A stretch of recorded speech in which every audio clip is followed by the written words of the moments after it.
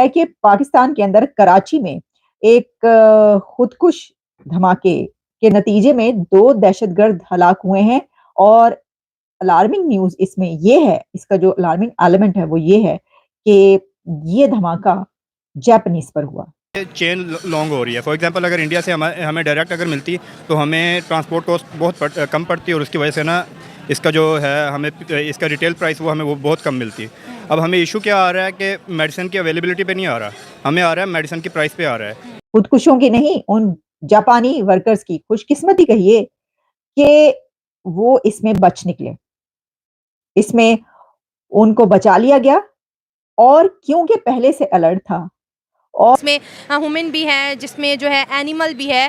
तो जब हमारा गुजारा ही नहीं है तो फिर दुश्मनी करके बॉर्डर क्यों बंद किए हुए हैं? और अगर इंडिया बैन कर देता है तो सर पाकिस्तान में तो जैसे लास्ट टाइम जब प्रॉपर चीज़ें बैन हो गई तो कितने लोग अस्पतालों के अंदर उनकी जो है डेथ हो रही थी, मेडिसिन नहीं थी, इवन पैनाडोल ने आके वहां पे अपने आप को उड़ाना था। तो जनाब हुआ कुछ यूं है, एक ने तो उड़ाया भी है। अच्छा, अ, ये एक ऐसे वक्त में हो रहा है कि जिस वक्त मैं खबरें ये देख रही हूँ कि पाकिस्तान के अंदर सऊदी डेलीगेशन मौजूद है।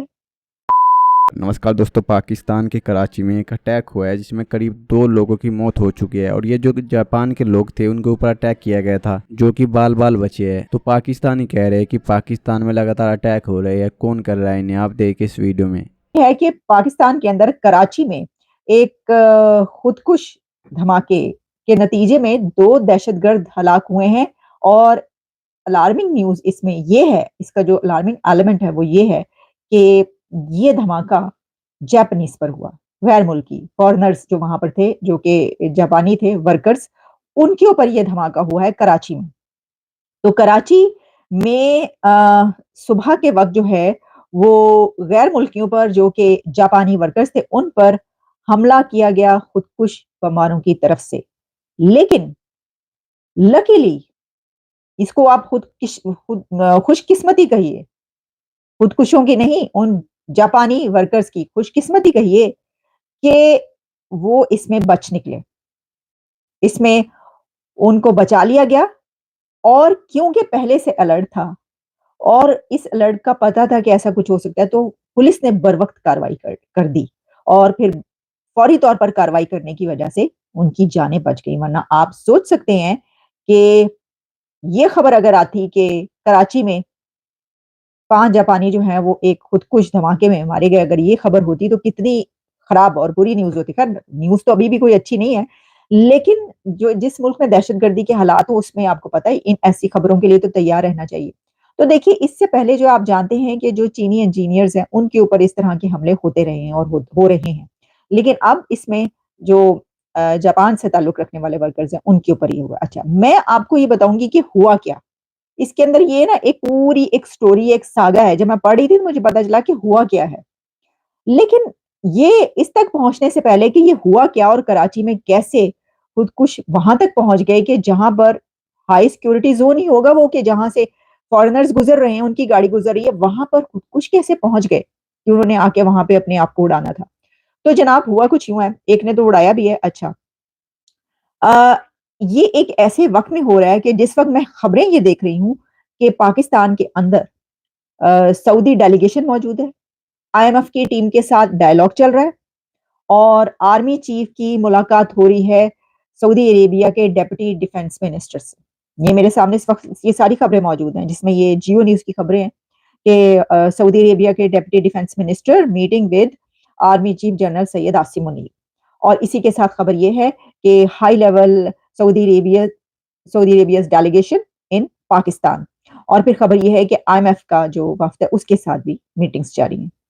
तो जहाँ हाई लेवल, हाई प्रोफाइल लोगों की मीटिंग्स हो रही हैं, उस वक़्त इस तरह का धमाका होना ज़्यादा जो है वो खतरनाक है। ख़ैर देखिए, अब चलें इसके ऊपर क्या कहें हम। आगे जब हम बढ़ते हैं तो हमें पता ये चलता है कि ये हुआ कैसे? ठीक है जी, गाड़ी वहाँ तक पहुँची कैसे? इसकी इन्वेस्टिगेशन जो है वो सामने आ गई है। पहली जो रिपोर्ट होती है एफआईआर, ठीक है?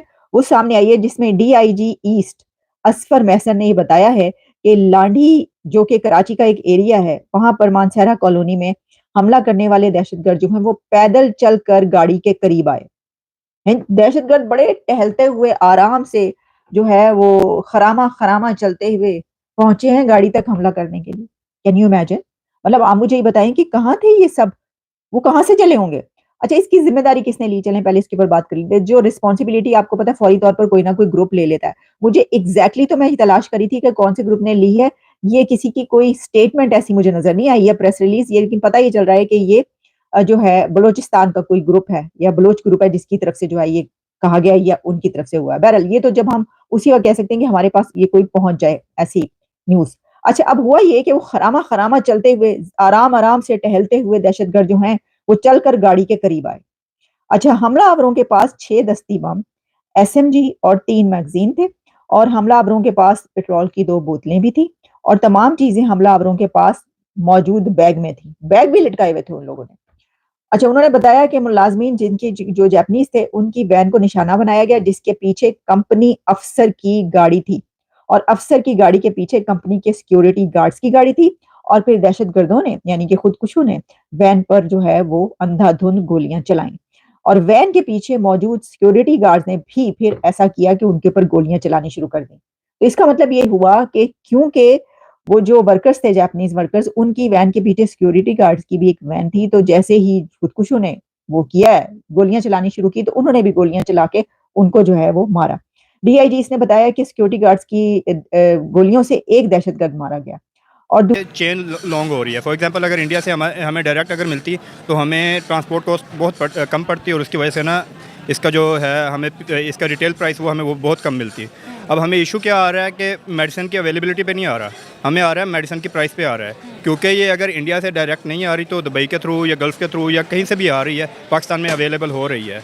इसका अल्टीमेट हमें नुकसान बस यही हो रहा है कि इससे मेडिसिन हमें महंगी मिल रही है, ये नहीं है कि मेडिसिन मिल नहीं रही है।